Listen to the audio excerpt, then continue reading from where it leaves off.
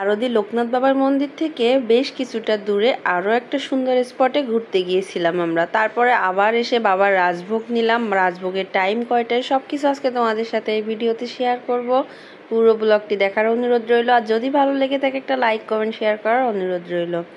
তো আজকে চলে আসছি আমরা তাজমহল, আর এটা হচ্ছে বারোদি লোকনাথ বাবার মন্দির থেকে মানে খুব কাছাকাছিও না খুব দূরেও না, তো এই এরিয়ার মধ্যে আর কি। তো যাই হোক, আমাদের মানে মাঝখানের রোড দিয়ে, মানে মেইন রোড দিয়ে না, মাঝের রোড দিয়ে একদম গ্রামের মধ্য দিয়ে সিএনজিওয়ালা চালিয়ে নিয়ে আসছে। তো আমাদের সিএনজি ভাড়া নিয়েছে বারোদি মন্দির থেকে তাজমহল পর্যন্ত আসতে 500 টাকা। তো যারা লোকনাথ বাবার মন্দিরে আসো ঘুরতে, তারা কিন্তু তাজমহলটা ঘুরে যেতে পারো। আর এই হচ্ছে আমাদের বাংলার শাহজাহান মমতাজ, তো এনাদের উদ্দেশ্যেই এই তাজমহলটা তৈরি করা হয়েছে। চলো এখন আমরা তাজমহলের ভিতরে প্রবেশ করছি। আর তাজমহলের ভিতরটা আসলেই অনেক সুন্দর, মানে এতটা গ্রামের মধ্যে আর এত সুন্দর করে তৈরি করা হয়েছে। দেখো, আমি চারিপাশটা তোমাদেরকে একটু ঘুরিয়ে ঘুরিয়ে দেখানোর চেষ্টা করছি। আর সুন্দর করে এখানে কিন্তু জলের ফোয়ারা হচ্ছে, সব কিছু বোঝানো যাচ্ছে না ক্যামেরায় হয়তো। আর গাছগুলাও অনেক সুন্দর, এই যে জলের ফোয়ারাটা এখন একটু একটু বোঝা যাচ্ছে। আর কালারিং জল আছে এখানে, মানে খুবই সুন্দর পরিবেশটা, খুবই সুন্দর বিকালে। আর এটা ছিল আমাদের ঈদের দিন বিকালে, আর অনেক দর্শনার্থীর ভিড় ছিল সেখানে, অনেক মানুষ এসেছিল আর কি তাজমহল দেখতে। তো আর সবাই এসে ছবি তোলা, তারপরে ঘুরে ঘুরে দেখতেছে। বিশাল বড় এরিয়া নিয়ে তাজমহলটা কিন্তু তৈরি করা হয়েছে। আর চারিপাশে গাছপালা আছে, কোনো গরমই ছিল না বলতে পারো।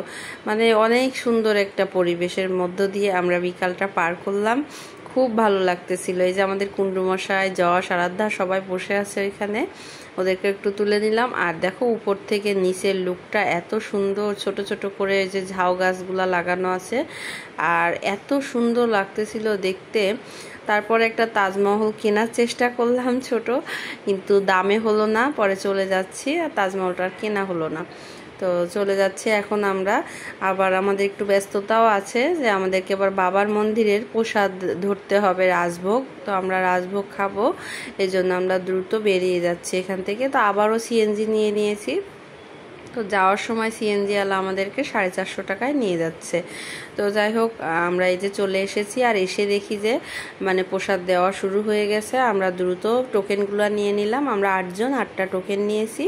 তো এখন আমরা এই যে সবাই এক টেবিলে বসে বাবার রাজভোগ খেয়ে নিলাম।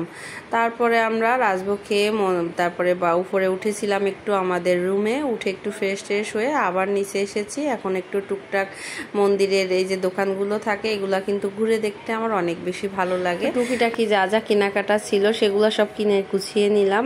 আর এখন আমরা চলে যাব রুমে ফ্রেশ হতে। তো বন্ধুরা, সব মিলিয়ে আমার আজকের ভিডিওটা কেমন লাগলো তোমাদের কাছে? যদি ভালো লেগে থাকে একটা লাইক কমেন্ট শেয়ার করার অনুরোধ রইল। আর এখন আমরা রুমে গিয়ে তারপরে উপর থেকে দেখাবো তোমাদের মন্দিরটা। দেখো কত সুন্দর লাগছে। আমরা 4 তলায় রুম পেয়েছিলাম, আর রুমে রাতটা কাটালাম। পরের দিন সকালে এখন আমরা বেরিয়ে যাচ্ছি, 10টার সময় রুম ছেড়ে দিতে হয়। কেমন লাগলো পুরো ভিডিওটা জানাতে কিন্তু ভুলবে না কমেন্ট সেকশনে।